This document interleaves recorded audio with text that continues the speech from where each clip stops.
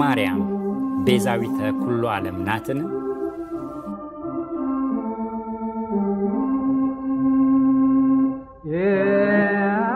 የአብርሃም አምላክ የይስሐቅም ቤዛ የአብርሃም አምላክ የይስሐቅም ቤዛ ወገኖቹን ሁሉ በራሱ ደም ገዛ ወገኖቹን ሁሉ በራሱ ደም ገዛ።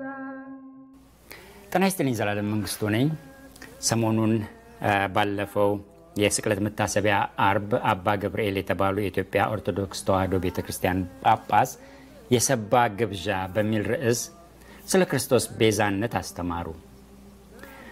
በዚያ ውስጥ ማንም ሌላ ቤዛ እንደሌለና ማርያምም ቤዛ ናት ተብሎ መሰበክ እንደሌለበት ተናገሩ። ይህ ፍጹም መጽሐፍ ቅዱሳዊ ትምህርት ነው።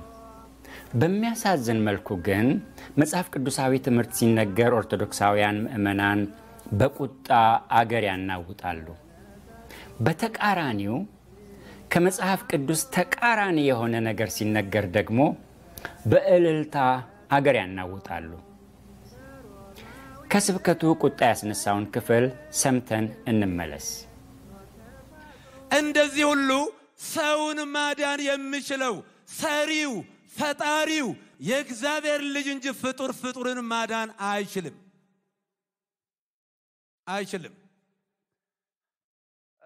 ታላቁ ኢሳይያስ ምን ይላል? አኮ በመላክ ዋኮ በተንባል አላለሉ ይመጽእ ያድኅኖሙ እስመ ውእቱ ያፈቅሮሙ ወቤዞሙ ዋክበሮሙ በኩሉ መዋዕሊሆሙ ለዓለም። በመላክ አይደለም፣ በአማላጅ አይደለም፣ እሱ ራሱ የእግዚአብሔር ልጅ መጥቶ ያድናቸዋል ይላል። እሱ ለዘላለም ይወዳቸዋል።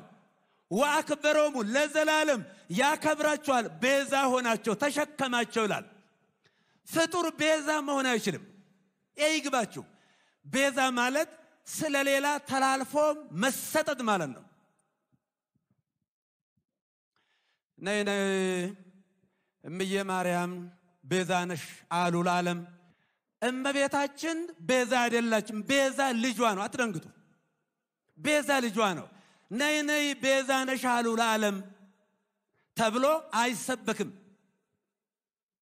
ቤዛ ተቀዳሚ ተከታይ የሌለው አንድ የእግዚአብሔር ልጅ ብቻ ነው። መጽሐፍ ቅዱስ አውጡ ዕብራውያን ምዕራፍ 9 ቁጥር 11 ላይ ምዕራፍ 9 ቁጥር 11 ላይ ምን ይላል? ነገር ግን ክርስቶስ መጣ ዘንድ ላለው መልካም ነገር ሊቀ ካህናት ሆኖ በምትበልጠውና በምትሻለው በእጆችም ባልተሰራች ማለት ለዚህ ፍጥረት ባልሆነች ድንኳን ፈጽሞ ወደ ቅድስ በገዛ ደሙ የዘላለም ቤዛነትን አግኝቶ በገዛ ደሙ ገባ እንጂ በፍየሎችና በኮርማዎች አይደለም። በፍየሎች በኮርማዎች አይደለም። ሚካኤል ቤዛ መሆን አይችልም። ገብርኤል ቤዛ አልሆነም። አብርሃም ቤዛ አልሆነም። የትኛውን ፍጡር ቤዛ አልሆነም። ለዘላለሙ ልጇ ነው ቤዛ። የእመቤታችን የቅድስት ድንግል ማርያም ልጇ የዓለም ቤዛ፣ የዓለም መድኃኒት፣ ለዓለም የተከፈለ ዕዳ በቀራንዮ ላይ የሞትና የኃጢአት መድኃኒት ሆኖ ለኛ የተሰጠ ልብ በሉ። ስለዚህ የዘላለም ቤዛነትን አግኝቶ አንድ ጊዜ ፈጽሞ ነው የሚለው። ስንት ጊዜ ይላል? አንድ ጊዜ ፈጽሞ በገዛ ደሙ ገባ እንጂ በፍየሎችና በኮርማዎች አይደለም። አንድ ጊዜ ፈጽሞ በዛሬው ዕለት በዕለተ ዓርብ የከፈለው ቤዛነት ለዘላለሙ ሲያድንና ሲምር ይኖራል። አሁን በእኛ ቤትም ሆነ በሌላ ቦታ እንደ ትልቅ መከራከሪያ ሆኖ ብዙ ጊዜ ጭቅጭቅ የሚደረግበት ሮሜ የፈረደበት ሮሜ 8:34 ምን የሚያከራክር ነገር አለው? መጽሐፍ ቅዱስ የሚያከራክር ነገር የለም እኮ። አባ እስራኤሎም እስመ በዘያምሩ ይገብሩ አባቶይ የሚያደርጉትን አያውቁምና ይቅር በላቸው በሉቃስ 23 ቁጥር 34 ላይ ይሄ የተናገረው ይቅርታና የምልጃ ቃል ለዘላለሙ ሲያድን ይኖራል። እግዚአብሔር አንድ ጊዜ ይናገራል፣ የተናገረው ቃል ለዘላለሙ ይሰራል። ስለዚህ በዛሬው ዕለት አምላካችን መድኃኒታችን ኢየሱስ ክርስቶስ በቀራንዮ ተሰቅሎ ዓለምን ያዳነበት፣ ሞትን የገደለበት፣ ሞትን የሻረበት፣ እኛን ነፃ ያወጣበት፣ እርግማናችንን ያስወገደበት ታላቅ ቀን ነው። ማርያም ቤዛ ኩሉ ዓለም ናት ወይ? መጀመሪያ በዚህ በነገረ ማርያም ጉዳይ ላይ የጻፍኩት በ3 መጣጥፎች በ2012 በእኛ አቆጣጠር በ2004 ዓመተ ምህረት መምህር ምህረት አብ አሰፋ ባዘጋጀው ዲቪዲ ላይ በጻፍኩ ጊዜ ነው። የዚያ ዲቪዲ መነሻ የሆነው ከመጋቢ ዳዊት ሞላልኝ ስብከት ላይ ተቀነጫጭበው የተወሰዱ ሐሳቦች ሆኖ ምላሹ ፕሮቴስታንታዊ ጂሃድ ተብሎ ነበር ርዕስ የተሰጠው። ፕሮቴስታንታዊ ጂሃድ በኦርቶዶክስ ቤተክርስቲያን ላይ ሲፋፋም ተብሎ ነበር ርዕስ የተሰጠው። ዛሬ ያ ቪዲዮ በስፍራው የለም። የኔ መጣጥፎች ለዚያ ፕሮቴስታንታዊ ጂሃድ ለተባለው ክስ የሰጠሁት የምላሽ ትምህርት ነው። ኋላ እነዚያ መጣጥፎች ማርያምና ተአምረ ማርያም ተብሎ በመጽሐፍ መልክ ተሰናዳና ከ3 ዓመታት በፊት በ2022 በእኛ 2014 ዓመተ ምህረት ተሰራጨ። በዚያ መጽሐፍ ገጽ 22 እና ከገጽ 28 እስከ 29 ስለ ማርያም ቤዛዊተ ኩሉ ዓለም አለመሆን በመጠነኛ ዝርዝር ጽፌያለሁ። በኢትዮጵያ ኦርቶዶክስ ተዋሕዶ ቤተክርስቲያን መጽሐፍ ቅዱስ ፈጽሞ የማያስተምራቸው እንዲሁም ከመጽሐፍ ቅዱስ ጋር ፈጽሞ የተጣሉና የሚጋጩ ብዙ ትምህርቶች ልክ እንደ መጽሐፍ ቅዱሳዊ ትምህርቶች እየተደረጉ ይስተማራሉ። የነዚህ መነሻቸው መጽሐፍ ቅዱስ ሳይሆን የሰዎች ትምህርትና ወግ ነው። እንደሚታወቀው የሰዎች ትምህርት ከቃሉ ጋር ተነጻጽሮ ከቃሉ ትምህርት ጋር የሚጋጭ ሆኖ ከተገኘ ተንገዋለው ወዲያ መጣል ነው ያለባቸው። በኢትዮጵያ ኦርቶዶክስ ተዋሕዶ ቤተክርስቲያን ግን እንዲህ አይደለም። ከነዚህ ነገሮች አንዱ በነገረ ማርያም ላይ የተጨመሩ ቃሉ የማያውቃቸው የስህተት ትምህርቶች ስብስብ ነው። ስለ ማርያም የተደረሱ ድርሳናት፣ መልክዓዎች፣ ተአምረዎች፣ ውዳሴዎች፣ ቅኔዎች ብዙ ናቸው። አማካዩ ኢትዮጵያዊ ኦርቶዶክሳዊ አማኝ ስለ ክርስቶስ የሚያውቀው ስለ ማርያም ከሚያውቀው ጋር ሲነጻጸር እዚህ ግባ የሚባል አይደለም። አማካዩ ነው ያልኩት።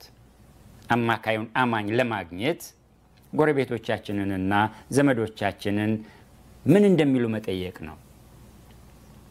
እነሱን ስንጠይቅ የምናገኛት ማርያም የመጽሐፍ ቅዱሷ ማርያም ሳትሆን ሰዎች የደረሷቸው የውዳሴ ማርያሟ እና የተአምረ ማርያሟ ማርያም ናት። ያቺ ማርያም ደግሞ ፈጽሞም እንግዳና ልዩ ፍጥረት የሆነች ሴት ናት እንጂ የመጽሐፍ ቅዱሷ የኢየሱስ እናት ማርያም አይደለችም። ያቺን የተአምረ ማርያሟን ማርያም ልዩና እንግዳ ፍጡር ወደሚያደርጓት ነገሮች መግባት የዚህ ዝግጅት ሐሳብ አይደለም። የዚህ ዝግጅት ሐሳብ ቤዛን ወይም ቤዛነትን ብቻ የተመለከተ ነው። ቤዛ ማን ነው? ቤዛ ምንድን ነው? ማርያም ቤዛ ናት ወይስ አይደለችም የሚለው ጉዳይ ነው። ኦርቶዶክሳውያን ማርያምን አማላጅ ብቻ ሳትሆን እንዲያውም ቤዛ ናት ሲሉ ከመጽሐፍ ቅዱስ ውስጥ ቤዛ ናት የሚል ቃል በማውጣት አይደለም። ያንን ማድረግ አይችሉም። ያ የለም። ማርያምን ቤዛ የሚያደርጉት ከሁለት ነገሮች በመነሳት ነው።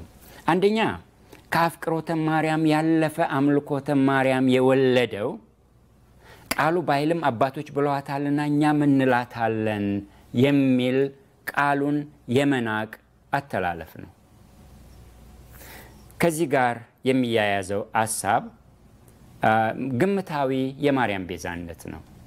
ሁለተኛ ቤዛ ከሚለው ቃልና ያ ቃል ካለው አገባባዊ ወይም አውዳዊ ትርጉም በመነሳት ሳይሆን ይህ ነገር ቤዛ ከተባለ ያ ነገርም ቤዛ ከተባለ ማርያም እንዴት ቤዛ አትባልም የሚል የድርቅና መከራከሪያ ነው።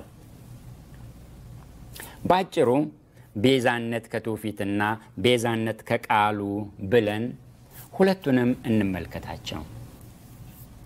አንደኛ ቤዛ ወይም ቤዛነት ከትውፊት።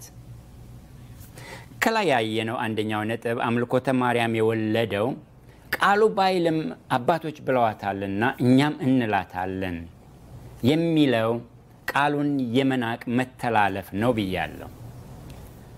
ስለ ማርያም ቤዛነት ተደጋግሞ የተጠቀሰው አባ ጊዮርጊስ ዘጋስጫ በሰዓታት መጽሐፈ ሰዓታት ዘሌሊት ወዘነግህ ውስጥ እንዲህ ቤዛ ብለዋታልና እንላታለን የሚል ነው። ከመጽሐፈ ሰዓታት ውስጥ ጥቂት እንመልከት። በግዕዝ የተጻፈ መጽሐፍ ነው። ንትፌሳ ኩልነ በዝክረ ስምኪ ጥኡም ወደ ማስካለኪ ማዕድም ቅድስት ማርያም ቤዛዊተ ኩሉ ዓለም ቤዛዊተ ኩሉ ዓለም። ይህ ካህን የሚለው ነው።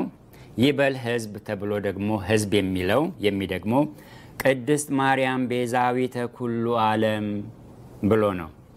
ቅድስት ማርያም ቤዛዊተ ኩሉ ዓለም። በሌላ ጥቅስ ነገደ ተስዓቱ ሊቃናት በጾታ ሰብኡ አቅርንት በዘይረት ሃይማኖት ቅድስት ማርያም ቤዛዊተ ዓለም ንግሥት ይላል። ቤዛዊተ ዓለም ንግሥት። በሌላ ጥቅስ ኪሩቤል ሰባህያን ወሱራፌል መዘምራን ምሉአነ ጸዳል ወብርሃን ይቄድሱኪ ወይብሉኪ በአሃቲ ልሳን እንዘ ይብሉ ቅድስት ቅድስት ቅድስት ማርያም ቤዛዊተ ኩሉ ዓለም ቤዛዊተ ኩሉ ዓለም። ብዙ ቅንያትም ተጽፎላታል። ከቅንያቱ መካከል አንዱ እንዲህ ይላል። ተማጸንክኩ እግዝእቲ የማርያም በመልክዓ ስእልኪ ዛቲ እንዘ እሰግድ ቅድሜሃ ወእትጋይነ ላቲ ማርያም ድንግል ማርያም ወለተ ማቲ ቤዛ ቤዛ ቤዛ ነፍሰ ኩሉ መዋቲ በሰማይኒ ወበምድር አንቲ ይላል። በእነዚህ አንቀጾችና ቅንያት ማርያም ቤዛ ቤዛዊተ ዓለም ቤዛዊተ ኩሉ ዓለም ተብላለች። ስለዚህ ተብላለችና እንላታለን ነው ነጥቡ። ማን አላት? ለምን አላት? ይህ ነገር ከቃሉ ጋር ይሰማማል ወይ ብሎ አይጠየቅም። አባ ጊዮርጊስ ዘጋስጫ የኖሩት በአጼ ዘርዓ ያዕቆብ ዘመን ነው። የንጉሱ አስተማሪም ነበሩ። ያ ዘመን ተአምረ ማርያምን ጨምሮ ብዙ መጻሕፍት የተጻፉበትና የተተረጎሙበት የማርያም አድንቆትና አፍቅሮት ወደ አምልኮት ወደ ማርያም አምልኮት የተለወጠበት መሆኑም ብዙ የተጻፈበት ጉዳይ ነውና የዘመኑን ታሪክ ያነበበ ያውቀዋል። በአባ ጊዮርጊስ ዘጋስጫና በአጼ ዘርዓ ያዕቆብ ዘመን ማርያም በስዕሏ በኩል ይሰገድላት በነበረ በዚያ ዘመን ለማርያምም ለመስቀልም ስግደት አይገባም ለንጉስም ጭምር ብለው የተነሱ ያንን ስህተት የተቃወሙ ሰዎች ምን አስተማሩ? ምን ተቃወሙ ብንል አሁንም በጣም በግልጽ የተጻፈ ጉዳይ ነው። አባ እስጢፋኖስና ደቀ እስጢፋኖስ ይህንን ስህተት በመቃወማቸው ምን እንደደረሰባቸው ታሪክ ምስክር ነው። በክፉ ቅጣትም ተቀጥተዋል። ይህንን አሳፋሪ ታሪካችንን እናውቀዋለን። ተአምረ ማርያም ራሱ ወደ አገር የገባው ወይም ከአገር ወጥቶ ተመልሶ የገባው በዚያን ጊዜ ነው። ከአገር ወጥቶ ተመልሶ የገባው ያልኩት በተአምረ ማርያም በርካታ ቦታዎች ላይ የአገር ቦታዎች የኛ አገር ስፍራዎች ስለተጻፉ ነው። እዚሁ የመነጨ መሆኑን እነዚህ ይመሰክራሉ። እና ይህ መጽሐፍ ወደ አገር የገባው ወይም ከአገር ወጥቶ የገባው በዚያን ጊዜ ነው። የአጼ ዘርዓ ያዕቆብ ዘመን የማርያም የመስቀል የስዕል ስግደቶች የተጧጧፉበት ዘመን ነው። ለማርያምና ለመስቀል መስገድ የቃሉ ትምህርት ቢሆን ኖሮ ይህ የቃሉ ትምህርት ነው። ለመስቀል መስገድ፣ ለምስል መስገድ፣ ለማርያም መስገድ በቃሉ የተጻፈ ነው እንጂ ብላ ከቃሉ ጠቅሳ ማስተማር ይጠበቅባት እኮ ነበር ቤተ ክርስቲያን። ከቃሉ ጠቅሳ ነው ያልኩት። በቃሉ ውስጥ ግን ይህ የለምና መጠቀስ አይችልም። የማርያም አምልኮት ወይም አምልኮተ ማርያም ሲባል ብዙዎች ይከፋቸዋል እና ይህንን ግልጽ ላድርግ።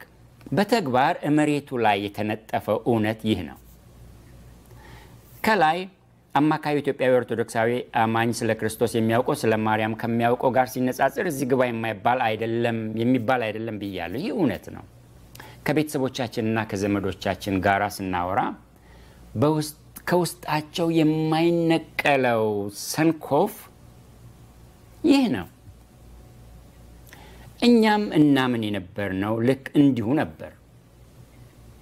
የለም እኛ እናመልካትም፣ እናደንቃታለን፣ እናከብራታለን እንጂ ቬኔሬት እናደርጋለን እንጂ ወርሺፕ እናደርጋትም እንዲል ቀሲስ ዘበነ ሊሉ ይችላሉ። እውነት ግን አይደለም። መሬቱ ላይ የተነጠፈው የተጎዘጎዘው የተነሰነሰው እውነት ማርያም መመለኳ ነው። ማርያም በኦርቶዶክሳውያን ዘንድ አትከበርም፣ ትመለካለች እንጂ። እኛ ቬኔሬት ነው የምናደርገው እንጂ ወርሺፕ አናደርግም፣ እናከብራታለን እንጂ አናመልካትም ሲል መጠየቅ ያለብን መሬቱ ላይ ያለው ምንድነው ብለን ነው። ተርታው ምእመን ለማርያም ስዕል ሲሰግድ እውነት ማርያምን ቬኔሬት እያደረገ እያከበረ ነው? ስዕል ይከበራል? ግዑዝ ነገር አክብሮት ይቀበላል? ወይስ ለማርያም ሰላምታ እየሰጠ ነው? ሰላምታ ለስዕል ይሰጣል እንዴ? ያንን ሰላምታ ለማርያም የተሰጠውን ሰላምታ አንድ ጊዜ ብቻ መልአኩ ገብርኤል ካቀረበው በቀር በሕይወት ሳለች እንኳ ሰዎች በዚያ መልክ አቅርበውላት ነበር ወይ? ያንን ሰላምታ ዛሬ ለማርያም ስዕል ሲሰገድ ይህ አምልኮ አይደለም ወይ? ሰው ለግዑዝ ነገር ለምሳሌ ለዛፍ ሲሰግድ ለዛፉ አክብሮት እያቀረበ ነው የምንለው ወይስ እያመለከ? ለዛፍ ሲሆን እያመለከ፣ ለምስል ሲሆን እያከበረና ሰላምታ እየሰጠ። ከየት የመጣ ፈሊጥ ነው ይህ? ከየት የመጣ ፈሊጥ? ቅዱስ ቃሉ በብሉይም ሆነ በአዲስ ኪዳን ስለ ቬኔሬሽን አያስተምርም። ቬኔሬት አድርግ የሚል አንድም ጥቅስ የለም። ምስልን፣ ቅርጽን፣ ሌላንም ነገር ይህ ጣዖት ማምለክ ነው። ይህን ቬኔሬት ማድረግ ይህ ለቃሉ ባዕድ የሆነ የስህተት ትምህርት ነው። በቃሉ ውስጥ የማይገኝ በጽሑፍና በሰነድ እኛ አብ፣ ወልድ፣ መንፈስ ቅዱስ ብለን አንድ አምላክ እናመልካለን ይባልና መሬቱ ላይ ያለው ሌላ ጉዳይ ነው። ሕዝቡ ለማርያም፣ ለምስል፣ ለመስቀል፣ ለ44 ሲደመር ታቦታት ሲሰግድ ይታያል። የእግዚአብሔር ቅዱሳን ጸሎትን ከእግዚአብሔር ብቻ በቀር ለሌላ ለማንም ሲያቀርቡ አልተጻፈም። በብሉይ ኪዳንም በአዲስ ኪዳንም አልተጻፈም። ያውም ለሞቱ ሰዎች ጸሎትን ማቅረብ ፈጽሞም የማይታሰብ ነው። ወደ ሙታን መጸለይ ሙታንን ማናገር ነው። ሙታንን ማናገር ደግሞ ሙታን ሳቢነት፣ መናፍስት ጠሪነት ነው። ጸሎትን ለማርያም ማቅረብ መናፍስት ጠሪነትና ሙታን ሳቢነት ነው። ለማርያም ብቻ ሳይሆን ለሌሎችም ሰማዕታት፣ ቅዱሳን፣ መላእክትም በሉ መጥራት መናፍስት ጠሪነት ነው። ወደ እነሱ ጸሎትን መላክ መናፍስት ጠሪነት ነው።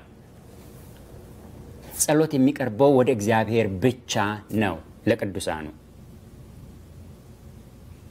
እንዲህ ያለውን ጉዳይ ስናነሳ ምን አገባ የራስን ቤተ ክርስቲያን ቆሻሻ ለምን አታጸዳም ይባልልናል።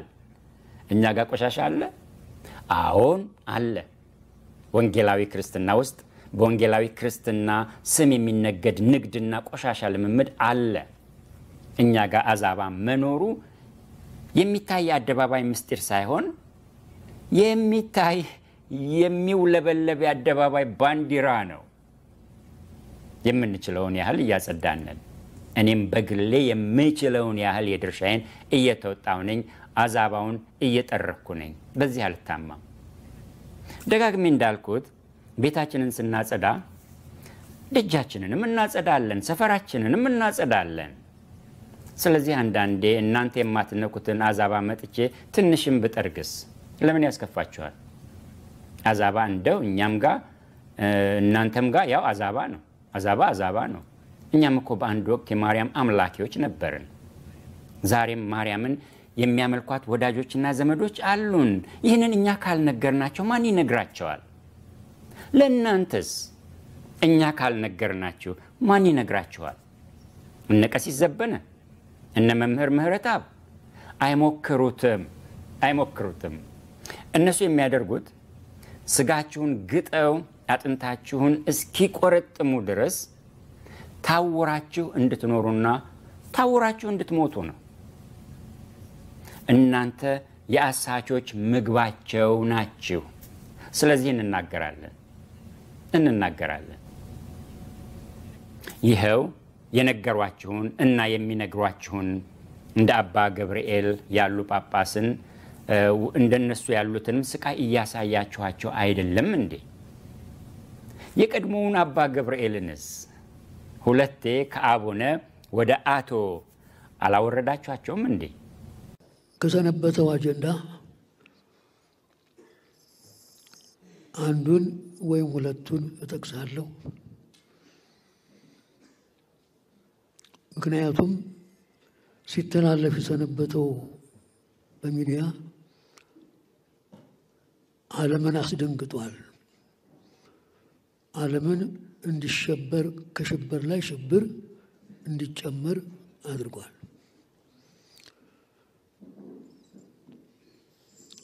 ማርያም ቤዛዊት አትባልም የሚለው አነጋገር ዓለም እየተነጋገረበት ነው። ለምን? ሕገ ወጥ ስብከት ነው። መስመር የሌለው በቤተ ክርስቲያን በመላ ኢትዮጵያ ተነግሮ የማይታወቅ ጊዜን ተመልክተው በጊዜ ለመጠቀም የአጋጣሚ ስብከት እንጂ ጉሳተ ልብ ይባላል። ተሰውሮ ሲኖር ጊዜ ያገኘን መስሏቸው ጥፋታቸውን ለመግለጥ አድባራት፣ ገዳማት፣ ሕዝብ፣ ሊቃውንት በከፍተኛ ደረጃ ነው የሚነጋገርበት። በጉራ አይደለም። ቅኔ ከናገባቡ ተመርቋል ብሎ ይላኩታል። አንድ ተራ ሰው ብንጠይቀው መልስ የለም። የቅኔዎቹ ማካሄድ አላቸው እኮ መንገድ አላቸው። ለጉራም አይደለም። የተሰወረ ለመግለጥ የራቀ ለማቅረብ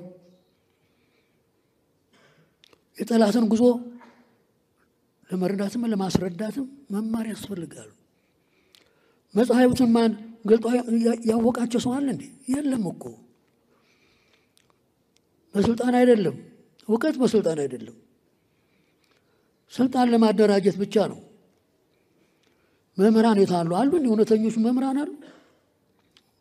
የለም። ገና እኮ ነው። ችግራችን ገና ነው። አጀንዳውን ስሰማው ያለው ግሩም የሆኑ ቃላት አሉ፣ አወዛጋቢም አሉ።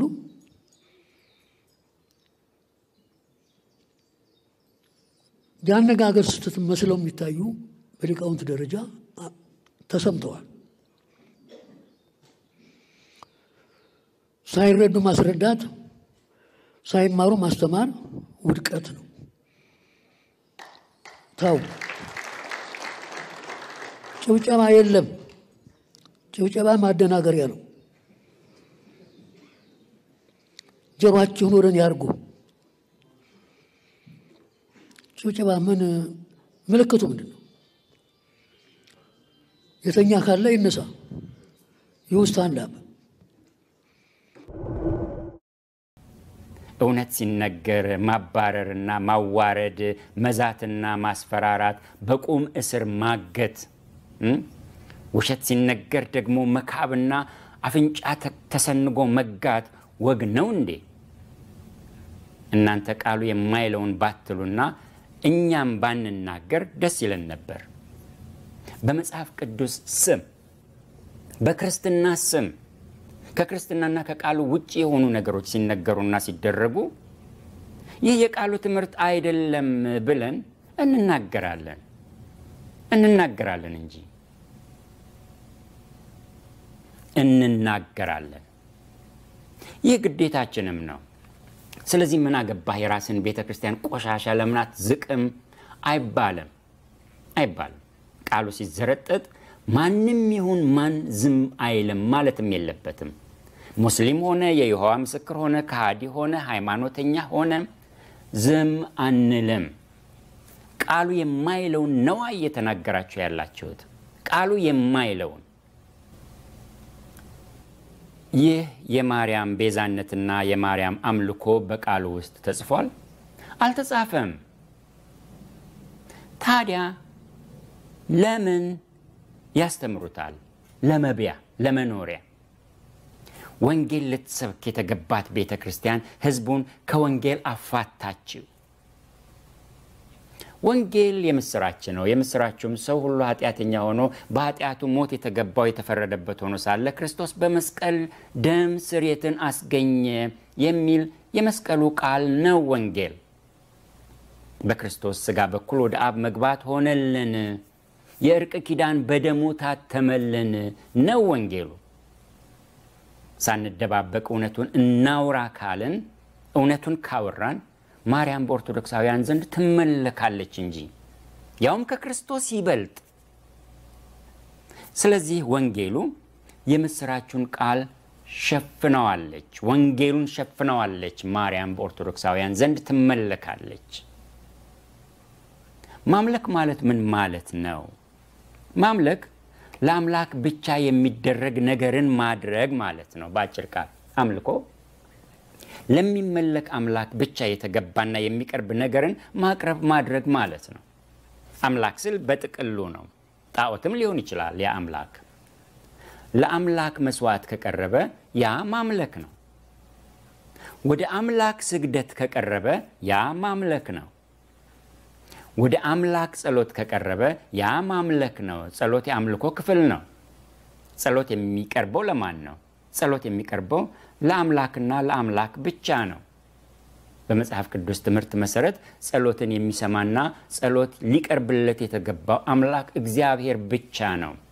ማንም የትም ቢገኝ መስማት ይችላልና። ለሌላ አምላክም ጸሎት መቅረብ ይችላል። ያ አምላክ ጣዖትም ሊሆን ይችላል። አምላክ ነው። ወደ ማርያም ጸሎት ማቅረብም ለአምላክ ጸሎት ማቅረብ ነው፣ ለጣዖት ጸሎት ማቅረብ ነው። ጸሎት ለእግዚአብሔርም ለጣዖትም ይቀርባል። ከእግዚአብሔር በቀር ለሌላ ከቀረበ ሌላ ሁሉ ጣዖት ነው። ጸሎት ለዛፍም ወይም ለወንዝ ወይም ለድንጋይ ይሁን ለጊዮርጊስ፣ ለማርያም ይሁን ለማርያም ምስል ከቀረበ ለጣዖት እየቀረበ ነው። ጸሎት ካቀረብክ እያመለክነህ እንጂ እያመለክነህ። በኦርቶዶክሳውያን ዘንድ ወደ ማርያም ጸሎት ይደረጋል፣ ጸሎት ይቀርባል። ምን ጥያቄ አለው? በትክክል ይቀርባል እንጂ። ጸሎት ለማርያም ከቀረበ ማርያም አምላክ እየሆነችና እየተመለከች ናት። ይህንን ነው ሳንደባበቅ እውነቱን ካወራን ማርያም በኦርቶዶክሳውያን ዘንድ ትመለካለች፣ ያውም ከክርስቶስ ይበልጥ ያልኩት። የእግዚአብሔር ቅዱሳን ጸሎትን ከእግዚአብሔር ብቻ በቀር በብሉይ ኪዳንም በአዲስ ኪዳንም ለሌላ ለማንም ሲያቀርቡ አልተጻፈም። ለሞቱ ሰዎች ጸሎትን ማቅረብ ሙታንን ማናገር ነው። ሙታንን ማናገር ደግሞ መናፍስት ጠሪነትና ሙታን ሳቢነት ነው ብያለሁ፣ እደግመዋለሁ። ይሄው ነው። ጸሎትን ለማርያም ማቅረብ መናፍስት ጠሪነትና ሙታን ሳቢነት ነው። ጸሎት ለሙታን አይቀርብም። ማርያም ከሙታን ተነስታለች፣ አድርጋለች ወዘተ ተረት ነው። ከክርስቶስ ጋር ለማስተካከል የተፈጠረ ተረት። ማን ተነስቶ ማን ይቀራል፣ ማን አድርጎ ማን ይቀራል አይነት ነገር። ቀሲስ ዘበነ ሰይጣን ከክርስቶስ ይልቅ ማርያምን ይፈራታል ሲል ምን እያሰረጸ ነው ያለው? ማርያም ከክርስቶስ ይልቅ ከተፈራች ከክርስቶስ ይልቅ ትበልጣለች። ቀሲስ ዘበነ እንዲህ ሲል ተጠይቆ ነበር። ይህ አይጠየቅም፣ አልተጻፈም ግን አይጠየቅም። እንደዚህ የመሰሉ ብዙ የክርስቶስ አዋራጅ ትምህርቶች ሲነገሩ ቤተክርስቲያኒቱ ዝም ካለች፣ እንዲያውም ከደገፈች ውሸት መሆኑን ቃሉን ያነበቡ ሰዎች መግለጥ አለባቸው። ሲገልጡ ችግር ይደርስባቸዋል። አዎ ይደርስባቸዋል። ምን ጥያቄ አለው? ሌላው ጳጳስ ድንግል ማርያም ባትኖር እግዚአብሔርም ክርስቶስም ሥላሴም የሉም ሲል ማን ሊቅ ወይም ማን መምህር ነው የተቆረቆረና የጠየቀው? እንዲህ ያለው ነገር አይጠየቅም። ማርያም ከክርስቶስ ትበልጣለች። እርሷ በሌለችበት እግዚአብሔርም የለማ። አሁንም በዚህ ሰሞን እንኳ በአባ ገብርኤል ላይ ምህረት የሌለው ቅጣት ይጠይቅ የነበረ ዲያቆን ማርያምን ሁሉን ቻይ ሲያስመስላት፣ አፍርሳ ሰሪ ሲያደርጋት፣ እንዲህ ያለው ነገር ይደነቃል እንጂ አይወገዝም፣ አይወቀስም። ማርያም ከክርስቶስ በላይ ትመለካለች ሲባል በትክክል እውነት ነው። ከዚህ ከአንደኛው ነጥብ ሳንወጣ ማርያምን ቤዛ የሚያሰኘው በቃል ውስጥ ያልተጻፈና ግምታዊ ወይም ምናልባታዊ ማጠቃለያና መደምደሚያ ወይም ድምዳሜ የሆነ የማርያም ቤዛነት ነው ብያለሁ። ግምታዊና ምናልባታዊ ስል በመሰለኝና በይሆናል የሚሰጡ ትምህርቶች ናቸው። ብዙ የተባሉ አሉ። ለአብነት ግን ለምሳሌ ያህል ግን ሁለቱን ብቻ ልጥቀስ። አንደኛ ሔዋን በመተላለፍ ኃጢአትን አመጣች፣ ማርያም በመታዘዝ ቤዛ ሆነች። ማርያም ታዘዘች? አዎን ታዘዘች፣ ተጽፏል። ይህ ተጽፏል። ቤዛስ ሆነች? አልሆነች። አልተጻፈም። ያልተጻፈ አናነብም። መታዘዝና ቤዛ መሆን ሞክሾች አይደሉም። የታዘዙ ሁሉ ቤዛ ሆኑ ማለት ነው። ይህ ግምታዊ ድምዳሜና ምናልባታዊ ማጠቃለያ ነው ያልኩት ለዚህ ነው።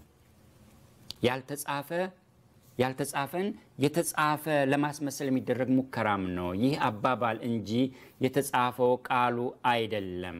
የሰዎች አባባል ነው። ስብከት ወይም ከስብከት ላይ የተወሰደ ቃል ነው። ምናልባት ከጽሑፍ ላይ የተወሰደ ቃል ነው። ምናልባት ማርያም ቤዛ ስለመሆኗ የተጻፈ አንድም ቃል የለም። ይህንን በሁለተኛው ክፍል አነሳዋለሁ። ሔዋን መተላለፏ እውነት ነው። ማርያምን መታዘዟ እውነት ነው።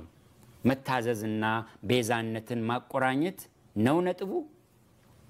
ከሆነ የታዘዙ ሁሉ ቤዛ የሆኑ ናቸው ማለት ነው። ኖህ ታዘዘ፣ አብርሃም ታዘዘ፣ ኤርሚያስ ታዘዘ። ቤዛ ሆኑ ስለታዘዙ እነዚህ። ማርያም የሔዋንን መተላለፍ ቀለበሰች። እንዴት አድርጋ? መቼ? እሷ ከቀለበሰች የክርስቶስ ሞት እኮ አያስፈልግም ነበር። መስቀሉም መሰቀሉም አያስፈልጉም ነበር። ሔዋን በመተላለፍ ኃጢአትን አመጣች። ይህ ቅጽበታዊ መዘዝን አምጥቷል። ማርያም በመታዘዝ ቤዛ ከሆነች ይህም ቅጽበታዊ መሆን ነበረበት ቤዛ ከሆነች። ስለዚህ ከዚያች ቅጽበት አንስቶ ቤዛ ከሆነችበት ቅጽበት አንስቶ ቤዛነት ተደረገ ስለሚባል ቅጽበታዊ መሆን ነበረበት። የክርስቶስን ቤዛነት የሚናገሩት ምንባባት እየዋሹ ነው ሊሉን ነው እኮ ማርያም በመታዘዝ ቤዛ ሆነች የሚሉን ሰዎች። ይህ ስህተት ነው።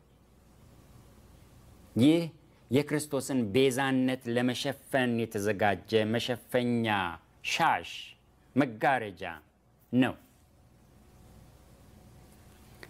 አንደኛው ሔዋን በመተላለፍ ኃጢአትን አመጣች፣ ማርያም በመታዘዝ ቤዛ ሆነች የሚል አባባል ነው። ሁለተኛው የዓለም ቤዛ ክርስቶስ ከሆነ ድንግል ማርያምስ ቤዛዊተ ዓለም መባሏ ክርስቶስ ዓለምን ሁሉ ከሞት ወደ ሕይወት ያሻገረበት ኃጢአታችንን ሁሉ የደመሰሰበት የሚደመስስበት ክቡር ደሙ ቅዱስ ሥጋው ከእመቤታችን ስለነሳው ነው የሚል ነው። ይህ ሐሳብ ራሱ ከራሱ ጋር የተጋጨ ነው። ልብ በሉ። ዓለምን ሁሉ ከሞት ወደ ሕይወት ያሻገረበት የተባለው ክርስቶስ ነው። አሻጋሪው ክርስቶስ ነው። ኃጢአታችንን ሁሉ የደመሰሰበት የተባለው ደምሳሹ ክርስቶስ ነው። ያንን ያደረገበት የደመሰሰበት ደም ደግሞ ከመቤታችን የነሳው ነው። ግጭቱ አድራጊው እርሱ ሆኖ ደሙና ስጋው የእርሱ አለመሆኑ ነው። በነገራችን ላይ ደም አይወረስም፣ አይተላለፍም። የልጅ ደም የእናት ደም ፈጽሞውኑ አይደለም። የኔ ደም የእናቴ ደም እንዳልሆነው ያንተና ያንቺ ደምም የእናታችሁ አይደለም። የእናት ደም ወደ ጽንስ ውስጥ አይገባም። የክርስቶስ ደምም የማርያም ደም አይደለም። ይህንን በሳይንስም ማረጋገጥ ይቻላል። እናት የኤድስ በሽተኛ ሆና አርግዛ የወለደችው ልጅ ለምንድን ነው የኤድስ ቫይረስ በደም ውስጥ የማይኖረው ብለን ብንጠይቅ የእናቲቱ ደም ወደ ጽንሱ ስለማይገባ ነው። የእናቱ ደም ስለማይገባበት ነው ወደ ጽንሱ ውስጥ። በመስቀል በፈሰሰው ደሟ እያሉ ያስተማሩ ስንቶች አሉ። በካቶሊክ ሃይማኖትም ማርያም አብራ ታዳጊ፣ አብራ ተቤዢ ትባላለች። ቃሉ ኮሪደምትሪክስ ይባላል። ልክ እንደ ክርስቶስ እርሷም አቻ አዳኝ፣ እኩያ ቤዛ ተደርጋ ትታያለች። ተቤዢ ተደርጋ ትቆጠራለች። ማርያም በልጇ ደም ተቤዠችን፣ ዓለምን ከሞት ወደ ሕይወት አሻገረች ሲሉ ይህ ስህተት ነው። ከላይ እንዳየነው ኦርቶዶክሳውያን ማርያምን ከትውፊት በመነሳት ቤዛ ሲሏት ልክ እንደ ክርስቶስ ሁሉ አምላክም ቤዛም ናት ማለታቸው ነው። ለማርያም ያልተሰጣት ማዕረግ ያልተሰጣት ክብር አለ እንዴ? የለም። ማርያም ኦርቶዶክሳውያን ዘንድ ትመለካለች ስል ከባዶ በመነሳት አይደለም። ይህ እስካሁን ያየነው ቃሉ ባይልም አባቶች ብለዋታልና እኛም እንላታለን የሚለው ሙግት ምላሽ ነው። ቃሉ ባይልም ማለት ቃሉን የመናቅ መተላለፍ ነው። ማርያም ቤዛዊት ዓለም አይደለችም ሲባል ምህዋር ለቆ መጦዝ ምን ይባላል? ማርያም ቤዛ አለመሆኗ እኮ የመጽሐፍ ቅዱስ ትምህርት ነው። እምነታችንን በተመለከተ ቤዛ አንድ ብቻ ነው፣ እርሱም ክርስቶስ። ግን ማርያም አምላኪዎች ይህንን መስማት ይከብዳቸዋል። ከኛም ሆነ ከገዛ ሊቃውንቶቻቸውና ከሃይማኖታቸው ጳጳሳት ይህንን መስማትም ይመራቸዋል፣ ይጎመዝዛቸዋል። ለምን? ማርያምን ስለሚያመልኳት። እውነቱ ደግሞ ማርያም ቤዛ አይደለችምና ወደ ነፍሳችሁ ቤዛ ኑ የሚለው ጥሪ ይድረሳችሁ። እስካሁን አንደኛውን ነጥብ ነው የተመለከትነው። አንደኛው ነጥብ ቤዛ ወይም ቤዛነት ከትውፊት የሚለው ሐሳብ ነው። ሁለተኛው ትልቅ ሐሳብ ቤዛና ቤዛነት ከቃሉስ የሚለው ሐሳብ ነው። ቤዛ የሚለው ቃልና ያ ቃል ያለው አገባባዊ ወይም አውዳዊ ትርጉም ምንድነው ከሚለው በመነሳት ቃሉን መፈተሽና እውን ማርያም ቤዛ ናት ወይ የሚለውን ጥያቄ መመለስ ይሆናል። የምንመለከተው መጽሐፍ ቅዱሳዊው ትርጉም ቢሆንም ቤዛ የሚባለው ቃል ነውና የቋንቋ መዝገበ ቃላዊ ትርጉሙን በማየትም እንጀምር። ሶስቱን እውቅ የአማርኛ መዛግብተ ቃላት እጠቅሳለሁ። ደስታ ተክለወልድን፣ አለቃ ኪዳነ ወልድ ክፍሌን እና ከሳቴ ብርሃን ተሰማ ሀብተ ሚካኤልን እጠቅሳለሁ። ደስታ ተክለወልድ በመዝገበ ቃላታቸው ቤዛ፣ ቤዝዎ፣ ቤዘወ፣ በቁሙ ዋጋ፣ ካሳ፣ ለውጥ፣ ምትክ፣ ዋቢ፣ አላፊ፣ ዋስ፣ መድን፣ ተያዥ ይሉታል። ሲያብራሩም የእጅ ቤዛ ባጨዳ ጊዜ አጫጅ በእጁ የሚያጠልቀውን የቆዳ እጅጌን ወይም ስፌት የምትሰፋ ሴት መርፌ ወይም ወስፌ እንዳይወጋት በጣቷ የምታጠልቀውን የጣት ቆብ ምሳሌ ይሰጣሉ። ሽፋን ወይም ክዳን ማለት ነው። ሽፋን ወይም ክዳን እንደ ግስ ቤዠ ወይም ተቤዠ ማለትም ገንዘብን ወይም ራስን ለውጥ ሰጥቶ ማዳን፣ መግዛት፣ መዋጀት፣ ነፃ ማውጣት ብለውታል። አዲስ የአማርኛ መዝገበ ቃላት ገጽ 158። አለቃ ኪዳነ ወልድ ክፍሌስ?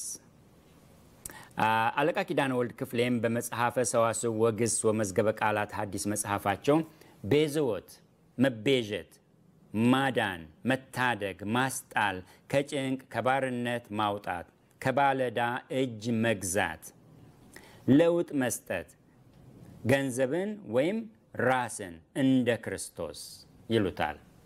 ገጽ 265። ቤዛንም ዋጋ፣ ካሳ፣ ለውጥ፣ ምትክ፣ አላፊ፣ ዋስ፣ መድን፣ ተያዥ፣ ጫማ፣ ጥላ፣ ጋሻ የመሰለው ሁሉ ይሉታል። ደግሞም ፈንታ ወይም ምትክ መሆኑን በማሳየት ተሰቅለ ቤዛነ በማለት ስለኛ በእኛ ምክንያት ወይም ቤዛችን ተብሎ የተሰቀለውን ክርስቶስን ያመለክታሉ። ገጽ 266። የከሳቴ ብርሃን ተሰማ ሀብተ ሚካኤል መዝገበ ቃላትም ቤዛን ለውጥ፣ ካሳ፣ በአንድ ሰው መከራና ሞት ተላልፎ መሞት፣ ታዳጊን ምትክን መሆን፣ ለሞት ለመከራ መለወጥ፣ መስዋዕት፣ መገረፍ፣ መሰቀል ሲሉት ቤዛን ካሳ፣ የደም ቤዛ፣ ዋጋ ይሉታል። ቤዛ ዓለምን ኢየሱስ ክርስቶስ ያሰኙታል። የእጅ ቤዛንና የጣት ቤዛን ደስታ ተክለወልድ እንደተረጎሙት ምሳሌም ይሰጣሉ። ገጽ 532። የሦስቱም መዛግብተ ቃላት ሐሳብ ተስማሚ ነው። የሁሉም ትርጉም አንድ ላይ ሲጨፈለቅ ቤዛ ሌላውን ለማዳን የሚከፈል ዋጋ ሲሆን ቤዛነትም ምትክነት፣ ፈንታነት፣ ለዋጭነት ነው። ይህንን ይዘን ወደ መጽሐፍ ቅዱሱ ትርጉም እንምጣ። ወደ መጽሐፍ ቅዱስ ትርጉሙ እንምጣ።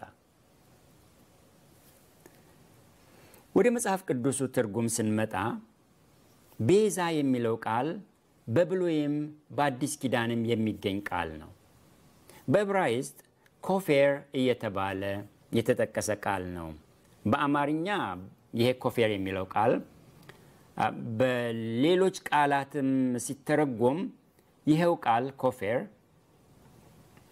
ለኖህ መርከብ ቅጥራን ተብሏል። ዘፍጥረት ምዕራፍ 6 ቁጥር 14 ምርጊት ወይም ዝፍት ማለት ነው። ከላይ እንዳየነው ከመዝገበ ቃላቱ የእጅ ቤዛ ወይም የእጅ ሽፋን እና የጣት ቤዛ፣ የጣት ቆብ፣ የጣት ሽፋን ከሚለው አንድ ነው። ኮፌር በአማርኛው መጽሐፍ ቅዱስ በዘጸአት ምዕራፍ 21 ቁጥር 30 ላይ ወጆ ተብሏል። ካሳ ወይም የገንዘብ ካሳ ማለት ነው። ካሳ በትርጉሙ ብዙውን ጊዜ ለሞተ ወይም ለጠፋ ነገር ልዋጭ ወይም መተኪያ መስጠት ነው እንጂ ያልጠፋው እንዳይጠፋ ምትክ መሆን አይደለም። ካሳ በሁልቁ ምዕራፍ 35፣ 31 እና 32 ላይ የነፍስ ዋጋ ተብሏል። ኮፌር የሚለው ቃል አንድ ሰው እንዳይገደል የሚከፈል ገንዘብ ነው የነፍስ ዋጋ። በአንደኛ ሳሙኤል ምዕራፍ 12 ቁጥር 3 እና አሞጽ 5 12 ላይ ጉቦ ተብሏል። ኢዮብ 36 15 ላይ መማለጃ ተብሏል። ምሳሌ 6 35 ላይ ካሳ፣ በመኃልየ መኃልይ 1 14 እና 4 13 ላይ መዓዛ ያለው አበባ እና ቆ የተባለ ተክል ተሰኝቷል። በሌሎች ቦታዎች ዘጸአት 30 ቁጥር 12፣ ኢዮብ 33 ቁጥር 24፣ መዝሙር 49 ቁጥር 7፣ ምሳሌ 13 8 እና እዚያው ምሳሌ 21 18 እና ኢሳይያስ 43 3 ቤዛ ተብሏል። ይህ በብሉይ ኪዳን ነው። በብሉይ ኪዳን ነው። ወደ አዲስ ኪዳን ስንመጣ ሁለት ዋና ዋና ቃላት ናቸው በአማርኛ ቤዛ የሚለው ቃል የተጻፈባቸው። ቤዛ የሚለው ዋናው የአዲስ ኪዳን የግሪኩ የስሩ ቃል ሉትሮን የሚል እና ግሱ ደግሞ ሉትራኦ የሚል ግስ ሆኖ ከዚህ ጋር በተያያዥነት ሉትሮሲስ፣ ሉትሮቴስ፣ አንቲሉትሮን፣ አፖሉትሮሲስ የሚሉ ቃላት በአዲስ ኪዳን ተጠቅሰዋል። ሉትሮን ወይም ሉትራኦ የሚለው ቃልና ግስ ዋናው ስሩ ነው። ዋናው ትርጉምም እንደ ብሉይ ኪዳን ኮፌር መምረግ፣ መሸፈን ሆኖ ሽፋን፣ መከላከያ፣ መሸፈኛ፣ ስቃይን ወይም አደጋን ተቀባይ የሆነ ሽፋን ወይም ክዳን ማለት ነው። ቤዛው ወይም ሽፋኑ የተሸፈነው ነገር ሊቀበል ያለው ወይም የነበረውን ጉዳት ስለሚቀበል መሸፈኛ ወይም ቤዛ ሆነ ማለት ነው። ክዳን ሆኖ ሸፍኖ ያንን ሊወጋ የመጣው እርሱን እንዲወጋው፣ ያንን ሊቆርጥ የመጣው እርሱን እንዲቆርጠው ተቀባይ ሆነ። በአዲስ ኪዳን ሌላ ቃልም ቤዛ እየተባለ ተጠቅሷል። አንታላግማ ይባላል። በሁለት ቃላት የተሰራ ቃል ነው። አንቲ የሚለው ቅጥያ ተቃራኒ፣ በአንድ ነገር ፈንታ የሚገባ ተኪ፣ ምትክ ማለት ሲሆን አላግማ ደግሞ አላሶ ከሚል ግስ የወጣ መለወጥ፣ መቀየር፣ ሌላ ማድረግ ማለት ነው። አንድ ላይ ሲሆኑ በሌላ መለወጥ፣ በሌላ መተካት፣ በሌላው ፈንታ ማድረግ፣ ፈንታ፣ ለውጥ፣ ምትክ ማለት ነው። የመቤዣ፣ የመዋጃ፣ ዋጋ ማስፈቻ፣ ነፃ ማድረጊያ ማለት ነው። ለምሳሌ በማቴዎስ 16:26 እና በማርቆስ 8:37 ሰው ስለ ነፍሱ ቤዛ ምን ይሰጣል ሲል ቤዛ የተባለው ቃል ይህ ቃል ነው። ልዋጭ ወይም ፋንታ፣ ምትክ ማለት ነው። በአማርኛ ከዚህ ቤዛ ከሚለው ቃል ጋር የሚቀራረቡ ተለዋዋጭ ቃላት አሉ። ዋጀ፣ መዋጀት፣ ወጆ፣ ታደገ፣ መታደግ፣ ታዳጊ። ከዚህ ከቤዛ ጋር የሚያያዘው ደግሞ ተቤዢ፣ እንደ ግስ ደግሞ ተቤዠ፣ መቤዠት ዋናዎቹ ናቸው ከቤዛ ጋር የሚያያዙ ቃላት። በጠቅላላው በ1954 ትርጉም የአማርኛ መጽሐፍ ቅዱስ ውስጥ ቤዛና ቤዛነት ወደ 25 ጊዜያት ያህል ተጽፈዋል። ትርጉማቸው በመጠኑ ቢለያይም ከአውዱ ምንነታቸውን መረዳት እንችላለን፣ ይቻላል። ዘጸአት ምዕራፍ 30 ቁጥር 12 እና 16 የእስራኤል ልጆች በተቆጠሩ ጊዜ መቅሰፍት እንዳይሆንባቸው ሰው ሁሉ የነፍሱን ቤዛ ለእግዚአብሔር ይስጥ ተባለ። ይህ የነፍስ ቤዛ ስለ ነፍሳቸው እንዳይቀሰፉ የቀረበ የነፍስ ዋጋ ነው። በዘሁልቁ ምዕራፍ 3 ቁጥር 46ም በሌዋውያን ላይ ከእስራኤል ልጆች በኩር ስለተረፉት ስለ 273 ቤዛ በየራሱ 5 ሰቅል ውሰድ ተባለ ሙሴ። ይህ የሆነው ሌዋውያን በበኩራት ፈንታ ምትክ ተደርገው ሲወሰዱ የተረፉ 273 ሰዎች ነበሩና ስለነዚያ የተሰጠ የቤዛነት ዋጋ ነው። ለእያንዳንዳቸው 5 ሰቅል። ኢዮብ 33 ቁጥር 24 እየራራለት ቤዛ አግኝቻለሁና ወደ ጉድጓድ እንዳይወርድ አድነው ቢለው ይላል። ሐሳቡ ከቁጥር 22 ጀምሮ የተያያዘ ነው። እንዲህ ይላል፣ ነፍሱ ወደ ጉድጓዱ ሕይወቱም ወደሚገድሏት ቀርባለች። የቀናውን መንገድ ለሰው ያስታውቀው ዘንድ ከሺህ አንድ ሆኖ የሚተረጉም መልአክ ቢገኝለት እየራራለት ቤዛ አግኝቻለሁና ወደ ጉድጓድ እንዳይወርድ አድነው ቢለው ስጋው እንደ ሕፃን ስጋ ይለመልማል፣ ወደ ጉብዝናውም ዘመን ይመለሳል ይላል። ነፍሱ ወደ ጉድጓዱ ሕይወቱም ወደሚገድሏት ቀርባለች ነው የሚለው። የሚያድነው የሚያተርፈው ቤዛ የሚሆነው ፈንታ ምትክ የሚሆንለት ከዚህ ጉድጓድና ሞት የሚያተርፈው ቢገኝለት ቤዛ ተገኝቷልና አይሙት ይዳን ይባልለታል ነው ሐሳቡ። ቤዛ ምትክ ነው፣ ፈንታ ነው። መዝሙር 49 ቁጥር 6 እና 7 በኃይላቸው የሚታመኑ በባለጠግነታቸውን ብዛት የሚመኩ ወንድም ወንድሙን አያድንም፣ ሰውም አያድንም፣ ቤዛውን ለእግዚአብሔር አይሰጥም፣ ለዘላለም እንዲኖር ጥፋትንም እንዳያይ የነፍሳቸው ለውጥ ከብሯልና ለዘላለምም ቀርቷልና ሲልም በግልጽ ሰው ለራሱ ገንዘቡን ሰጥቶ እንደማይድን አንዱ ለሌላው ነፍሱን ሰጥቶም እንደማያድነው ነው ይህ ክፍል የሚናገረው። ይህ ቢሆን ቤዛው የነፍሳቸው ለውጥ በሆነና ለዘላለም በኖሩ ነበር፣ ግን አይሆንም ነው ሐሳቡ። እዚህ ቤዛ ሲል ያንን የነፍስ ልዋጭ ነው። በመዝሙር 55 ቁጥር 18 እስከ 19ም ተመሳሳይ ሐሳብ ነው። በእኔ ላይ ብዙ ነበሩና ከሚቃረቡኝ ነፍሴን በሰላም አድናት፣ ቤዛ የላቸውምና እግዚአብሔርንም አልፈሩትምና ከጥንት ጀምሮ የነበረ እግዚአብሔር ሰምቶ ያጎሳቁላቸዋል ይላል። ቤዛ ሲል እዚህም የነፍስ ቤዛን መናገሩ ነው። እነርሱ አንተን አልፈሩህም፣ ቤዛ የላቸውም፣ አዳኝ የላቸውም፣ አንተ ግን እኔን አድነኝ ነው ልመናው። ምሳሌ 13 ቁጥር 8 ላይ ለሰው ነፍስ ቤዛው ሀብቱ ነው፣ ድሃ ግን ተግሳጽን አይሰማም ሲል እና እዚያው ምሳሌ 21 ቁጥር 18 ላይ ኃጥእ የጻድቅ ቤዛ ነው፣ በደለኛም የቅን ሰው ቤዛ ነው ሲል አሁንም የነፍስ ዋጋ እየተናገረ ነው። ሀብት ስለ ሕይወት ቤዛ ሆኖ ካሳ ሆኖ ይሰጣል፣ ወይም ሌላው ስለ ሌላው ምትክና ፈንታ ይሆናል ነው። ሁለቱም ቃላት ከላይ ያየነው ኮፌር የተሰኘው ቃል ነው። ይህ ክፍል ምሳሌ ስለሆነ የተበታተኑ ሐሳቦች የተሰካኩበት ነው። ምሳሌና ኃጥእና በደለኛ የጻድቅና የቅን ሰው ቤዛ እንዴት እንደሚሆን ባይጻፍም ግን በግልጽ ልክ እንደ ሀብት ፈንታ ወይም ምትክ እንደሚሆን ነው የተናገረው። ቤዛ ምትክ ወይም ፈንታ ነው።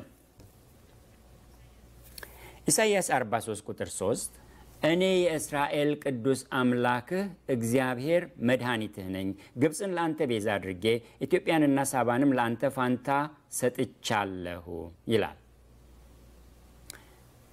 ይህ በብሉይ ኪዳን ቃሉ ቤዛ የሚለው ቃል ለመጨረሻ ጊዜ የተጠቀሰበት የምናገኝበት ጥቅስ ነው። ጠቅላላው ምዕራፍ በተለይም ከቁጥር 1 እስከ 4 በቅርብ የተቆራኙ የተያያዙ ቃላት ናቸው። ስለ ያዕቆብ ነው የሚናገረው። ያዕቆብ እስራኤል ነው። ቁጥር 1 ተቤዥቼሃለሁና አትፍራ ሲል ይጀምራል። ታድጌሃለሁ፣ አድኜሃለሁ፣ ዋጅቼሃለሁ ማለት ነው። መቤዠት የቤዛነት ግስ ነው። ተቤዥቼሃለሁ ማለት ቤዛ አድርጌልሃለሁ ወይም ቤዛ ሆኜልሃለሁ ማለት ነው። ግብፅን ቤዛ ኢትዮጵያንና ሳባን ፋንታ አድርጎ አሕዛብን ለነፍሱ መስጠቱን ሲናገር ነው ቤዛ የተጠቀሰው። ወደ ታች ዝቅ ብሎ እንደገና ማዳኑን እና መታደጉን ይናገራል። ቁጥር 11 እና 12 ላይ እየተናገረ ያለው ስለ ኢሳይያስ ዘመኗ እስራኤል ቢሆንም ወደ ኋላም ሄዶ ታሪካቸውን የሚደግምም ይመስላል። ያኔ ያደረገውን መታደግ ወይም መቤዠት መናገሩና አሁንም ሕዝቡ እንደተወው እየወቀሰም እንዲያም ሆኖ እንደሚታደጋቸውና ምናልባት ኢሳይያስ ምዕራፍ 36 እስከ 38 የተጻፉትን የአሦርን ወረራና ታዳጊነትም እየተናገረው ያለ ይመስላል። እዚህም ቤዛ ስለ ሌላ ፈንታ ተደርጎ የተጠቀሰ ቃል ነው። ይህ ጥቅስ ምናልባት ከኢሳይያስ 45 ቁጥር 14 እግዚአብሔርም እንዲህ ይላል፣ የግብፅ ድካምና የኢትዮጵያ ንግድ ቁመተ ረጃጅሞችም የሳባ ሰዎች ወደ አንተ ያልፋሉ፣ ለአንተም ይሆናሉ፣ እጆቻቸውም ታስረው ይከተሉሃል፣ በፊትም ያልፋሉ፣ ለአንተም እየሰገዱ በእውነት እግዚአብሔር በአንተ አለ፣ ከእርሱም ሌላ አምላክ የለም ብለው ይለምኑሃል ከሚለው ጋርም ሳይቆራኝ አይቀርም።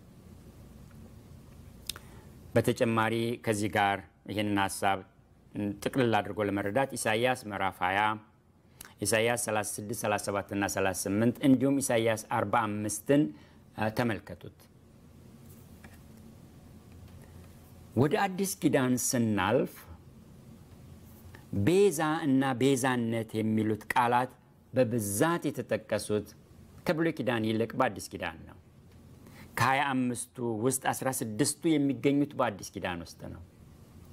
ከነዚህ 16 ያህል ጥቅሶች ብዙዎቹ የሚናገሩት ደግሞ ስለ ክርስቶስ ቤዛነት ነው። ሌሎቹን በማየት እንጀምርና ስለ ክርስቶስ በሚናገሩት እንደምድም። ማቴዎስ 16:27 እና ማርቆስ 8:37 ከላይ ጠቅሼዋለሁ። ሰው ዓለሙን ሁሉ ቢያተርፍ ነፍሱንም ቢያጎድል ምን ይጠቅመዋል? ወይስ ሰው ስለ ነፍሱ ቤዛ ምን ይሰጣል? ይላል። ይህ ጥቅስ ቃሉ ቀደም ሲል ያየነው አንታላግማ የሚለው ቃል ነው። ልዋጭ ወይም ምትክ ማለት ነው። ሐሳቡም ግልጽ ነው። ሰው ዓለሙን ሁሉ አግኝቶ ነፍሱን ቢያጣ ምን ይጠቅመዋል? ምንም አይጠቅመውም። እርሱ ራሱ የለማ። እርሱ ራሱ ከሌለ ዓለም ምኑ ናት? ዓለሙን እንዲያጣጥም እርሱ መትረፍ አለበት። እርሱ እንዲተርፍ ደግሞ ስለ ነፍሱ ቤዛ የሚሆን መገኘት አለበት። እርሱ ራሱ ነፍሱን ያጎደለ ቢሆንስ በምን ይቤዣል? በምንም። እዚህ ቤዛ ስለሌላ ምትክ የሚሆን ማለት ነው። እስካሁን እንዳየነው ትርጉም የሐዋርያት ሥራ ምዕራፍ 7 ቁጥር 35 ሹምና ፈራጅ እንድትሆን የሾመህ ማን ነው ብለው የካዱትን ይህን ሙሴን በቁጥቋጦው በታየው በመልአኩ እጅ እግዚአብሔር ሹምና ቤዛ አድርጎ ላከው ይላል። እነርሱ ሹምና ፈራጅ ማን አደረገህ ሲሉ ሹምና ፈራጅ ማን አደረገህ ሲሉ ሹምና ፈራጅ። የሐዋርያት ሥራ ጸሐፊ ደግሞ ሹምና ቤዛ አድርጎ ይለዋል። ሐሳቡ ተመሳሳይ ነው። ፈራጅ የሚለው ቃል፣ ቤዛ የሚለው ቃል በብሉይ ኪዳን መሳፍንት ይጠሩበት የነበረው አይነት አጠራር ነው። ፈራጅ ይባላሉ መሳፍንት፣ አዳኝ ይባላሉ፣ ታዳጊ ይባላሉ። ያንን የሚመስል ቃል ነው። ሹምና ፈራጅ ማን አደረገው ያለውን ጸሐፊው ሹምና ቤዛ አለው። ሙሴ ቤዛ ተደርጎ ወደ ሕዝቡ ወደ ፈርዖንም መላኩ ሕዝቡን ከባርነት አዳኝና ከጥፋት ታዳጊ መሆኑ እንጂ በፈንታቸው የሚሞት መሆኑ አይደለም። የሙሴ ቤዛነት ለሕዝቡ ምትክ ሆኖ መሞቱ ወይም በፈንታቸው መከራን መቀበሉ አይደለም። ያንን አላደረገም ወይም አልሆነም። ቃሉ ልትሮቴስ የሚል ከቤዛ ይልቅ ተቤዢ፣ የሚቤዥ የሚያድን ማለት ነው። ሹምና ተቤዢ፣ ታዳጊ፣ አዳኝ አድርጎ ላከላቸው ማለት ነው። ሙሴ ሆኖ የተላከውም ያንን ነው። ሮሜ ምዕራፍ 8 ቁጥር 23 እርሱም ብቻ አይደለም፣ ነገር ግን የመንፈስ በኩራት ያለን ራሳችን ደግሞ የሰውነታችን ቤዛ የሆነውን ልጅነት እየተጠባበቅን ራሳችን በውስጣችን እንቃትታለን ይላል። እዚህ ቤዛ የሚለው ቃል አፖሉትሮሲን ወይም አፖሉትሮሲስ የሚለው ከላይ ያየነው ሉትሮን ከሚለው የምንጭ ቃልና አፖ የሚል ቅጥያ ጋር አብሮ የተሰራ ቃል ነው። ፍጻሜን እና ቤዛነትን አቆራኝቶ የያዘ ቃል ነው። የሰውነታችን ቤዛው የምንጠባበቀው ልጅነታችን ነው። ይህ በጥፋት ወይም በኃጢአት ውድቀት ባርነት ውስጥ የሚገኘው ይሄ የሚቃትተው ይሄ በምጥ ውስጥ የሚገኘው ሰውነታችን አንድ ቀን ከዚህ እንደሚወጣ የሚያመለክት ቃል ነው። ኤፌሶን 4:30 ለቤዛም ቀን የታተማችሁበትን ቅዱሱን የእግዚአብሔርን መንፈስ አታሳዝኑ ይላል። የመቤዠት ቀን፣ ሙሉ በሙሉ የመዋጀት ቀን ይመጣል። ያም ከትንሣኤ በኋላ የሚሆን ነው። እስከዚያ ድረስ የታተምንበት የተጠበቅንበት የእግዚአብሔር መንፈስ በውስጣችን ይገኛል። የዚህ መንፈስ የመንፈስ ቅዱስ በውስጣችን መኖር በፍጻሜው የመቤዠታችን የመዋጀታችን ምልክትና ዋስትና ነው። ያ ቤዛነትም በክርስቶስ ሞትና ትንሣኤ የተፈጸመ ነው። ቀጥሎ ወደ ቀሩት የአዲስ ኪዳን ቤዛ የሚሉ ጥቅሶች እናልፋለን። የቀሩት ሁሉም ጥቅሶች ዋና አትኩረት አንድ ነው። ያም የክርስቶስ ቤዛነት ነው። ጥቅሶችን ጥቅሶቹን ሁሉንም እናንብባቸው፣ ብዙ አይደሉም፣ እናንብባቸው። ማቴዎስ 20:28 እና ማርቆስ 10:45 እንዲሁም የሰው ልጅ ክርስቶስ ራሱን የጠራበት አጠራር ነው የሰው ልጅ እንዲሁም የሰው ልጅ ሊያገለግል ነፍሱንም ለብዙዎች ቤዛ ሊሰጥ እንጂ እንዲያገለግሉት አልመጣም። ሉቃስ 1:68 የእስራኤል ጌታ አምላክ ይባረክ ጎብኝቶ ለሕዝቡ ቤዛ አድርጓልና ካህኑ ዘካርያስ የተናገረው ቃል ነው። ሉቃስ 2:38 በዚያችም ሰዓት ቀርባ ነቢይቱ ሐና ናት ቀርባ የተባለችው በዚያችም ሰዓት ቀርባ እግዚአብሔርን አመሰገነች የኢየሩሳሌምንም ቤዛ ለሚጠባበቁ ሁሉ ስለ እርሱ ትናገር ነበር። ሉቃስ 21:28 ይህም ሊሆን ሲጀምር ቤዛችሁ ቀርቧልና አሻቅባችሁ ራሳችሁን አንሱ። ሮሜ 3:24 በኢየሱስ ክርስቶስም በሆነው ቤዛነት በኩል እንዲያው በጸጋው ይጸድቃሉ። አንደኛ ቆሮንቶስ 1:30-31 ነገር ግን የሚመካ በእግዚአብሔር ይመካ ተብሎ እንደተጻፈው ይሆን ዘንድ ከእግዚአብሔር ዘንድ ጥበብና ጽድቅ ቅድስናም ቤዛነትም በተደረገልን በክርስቶስ ኢየሱስ የሆናችሁ ከእርሱ ነው። ኤፌሶን 1:7 በውድ ልጁም እንደ ጸጋው ባለጠግነት መጠን በደሙ የተደረገ ቤዛነታችንን አገኘን እርሱም የበደላችን ስርየት። ቆላሲስ 1:13-14 እርሱ ከጨለማ ስልጣን አዳነን ቤዛነቱንም እርሱንም የኃጢአትን ስርየት ወዳገኘንበት ወደ ፍቅሩ ልጅ መንግስት አፈለሰን። አንደኛ ጢሞቴዎስ 2:6 ራሱንም ለሁሉ ቤዛ ሰጠ ይህም በገዛ ዘመኑ ምስክርነቱ ነበረ። የመጨረሻ ዕብራውያን 9:12 የዘላለምን ቤዛነት አግኝቶ አንድ ጊዜ ፈጽሞ ወደ ቅድስት በገዛ ደሙ ገባ እንጂ በፍየሎችና በጥጆች ደም አይደለም። እነዚህ ሁሉ ጥቅሶች የሚናገሩት ስለ ክርስቶስ ቤዛ መሆን ነው፣ ፈንታ ምትክ መሆን ነው። ግልጽ ስለሆኑ ማንበብ ብቻ እንጂ ማብራሪያ አልሰጠሁባቸውም። ካነበብኳቸው ጥቅሶች ሁሉ አንዱን ብቻ ብደግም አንደኛ ጢሞቴዎስ 2:6 እንዲህ ይላል ራሱንም ለሁሉ ቤዛ ሰጠ ይህም በገዛ ዘመኑ ምስክርነቱ ነበረ ይላል። ቤዛ ራሱን የሰጠ ስለ ሌሎች እዚህ ኢየሱስ ነው፣ ስለ ሁሉ የሰጠ መሆኑን ገላጭ ነው። የክርስቶስ ቤዛነት የአዲስ ኪዳን እንብርት የሆነ ትምህርት ነው። አዲስ ኪዳን ስለ መዳናችን ሲናገር ስለ ሌላ ቤዛ አይናገርም። ስለ ማርያም ቤዛነት ፈጽሞም አይናገርም።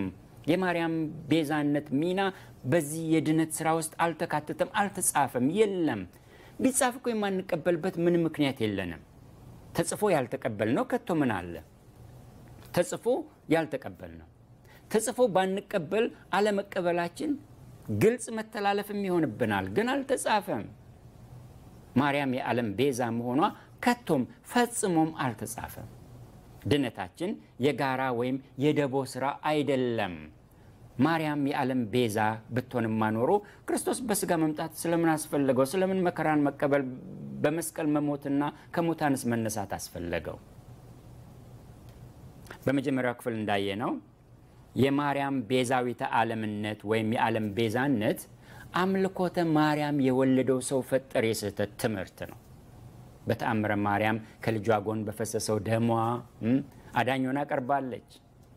ከንጉስ ልጇ ደም በፈሰሰው ደሟ እኛን ንጹሃን አድርጋ ይላል ተአምረ ማርያም ምዕራፍ 12 ቁጥር 54። ማን አድኖ ማን ይቀራል? የማን ደም ፈሶ የማን አልፈሰሰም ነው። ማርያምን ከክርስቶስ እኩልና የበለጠች ለማድረግ የተደረገ ስህተትና ኑፋቄ ነው።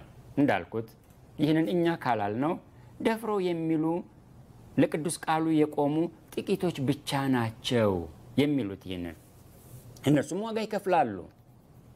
እኛ ደግሞ በርቶልን የወጣን ይህንን እንናገራለን እንጂ ምን አገባችሁ?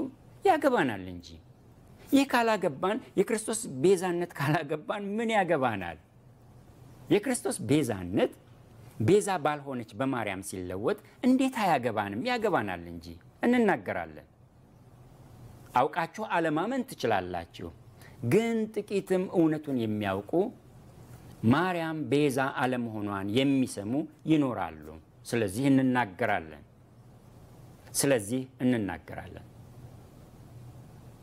ማርያም ቤዛ አይደለችም። እንኳን የዓለም እንኳን የብዙዎች የአንድ ሰውም ቤዛ አይደለችም። እንኳን የአንድ ሰው የራሷም እንኳ ቤዛ አይደለችም። ይህንን ማለት እኮ ማርያምን መጥላት፣ ማጥላላት፣ መናቅ ሳይሆን እውነትን መናገርና ኃላፊነትን መወጣት ነው። ማርያም ቤዛ አይደለችም ማለት እውነትን መናገር ነው። ይህንንና ይህንን የመሰለውን ማርያም በቃሉ በትክክል የተጻፈላትን መስበካችን ነው እኮ ጸረ ማርያም ያሰኘን። ይልቅስ ጸረ ማርያም ማን ነው? ያልሆነችውን ቤዛ ማድረግ እኮ የማርያም ጠላትነት ነው። ያልጠየቀችውን አምልኮ ማቅረብ እኮ የማርያም ጠላትነት ነው። ማርያም ከሞታን ተነስታ መጣ ይህንን በእርሷ ስም በኦርቶዶክሳውያንና በካቶሊካውያን ዘንድ የሚደረገውን አምልኮ ብታይ ነፍሷ ትሰቀቅ ነበር። ይህ የማርያም ጠላትነት ማርያምን ማምለክ ነው።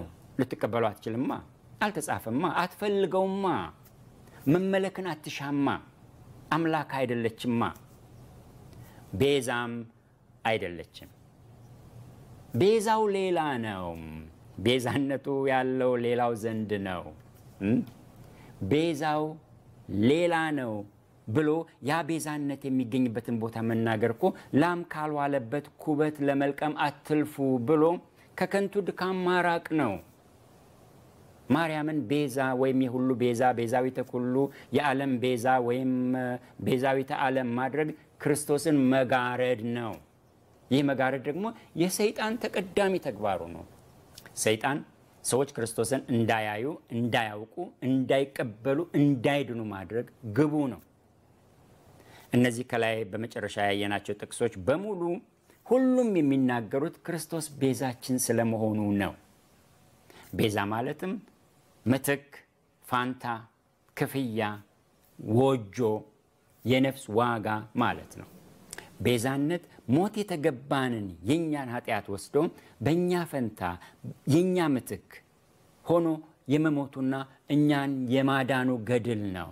የክርስቶስ ቤዛ መሆን ወይም ቤዛነት ነፍሱን ብዙዎች ኃጢአተኞች እንድንድን ልዋጭ አድርጎ ማቅረቡ ነው። ይህ ደግሞ ጌታ ሥጋ የለበሰበት አምላክ ሳለ በሥጋ የመጣበት ምክንያት ነው። ይህ ቤዛነት በክርስቶስ ደም አማካይነት የሆነ ነው። ማርያም ቤዛ አይደለችም። ቤዛ ክርስቶስ ብቻ ነው። ቤዛ ክርስቶስ ብቻውን ነው።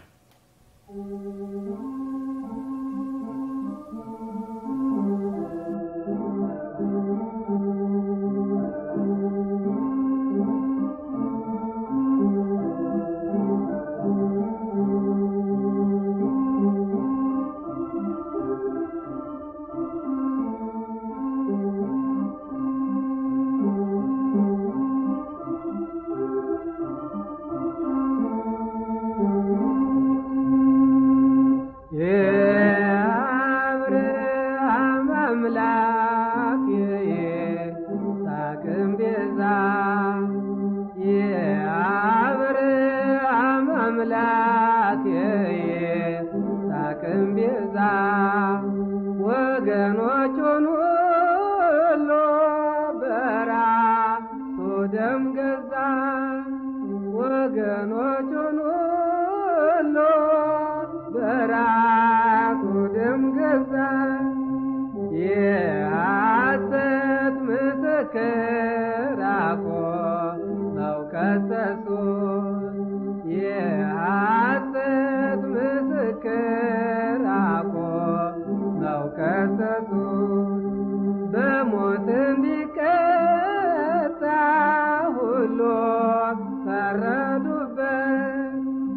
በሞት እንዲቀጣ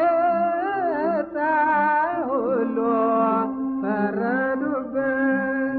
ጲላጦስ ገረፈው በሰንሰለት አስሮ ጲላጦስ ገረፈው በሰንሰለት አስሮ ከሮማዊ መንግሥት እንዲኖር ተፋቅሮ ከሮማዊ መንግሥት እንዲኖር ተፋቅሮ ድንግል አልቻለችም እንባዋን ልትገታ ድንግል አልቻለችም እንባዋን ልትገታ እያየች በመስቀል ልጇ ሲንገላታ እያየች በመስቀል ልጇ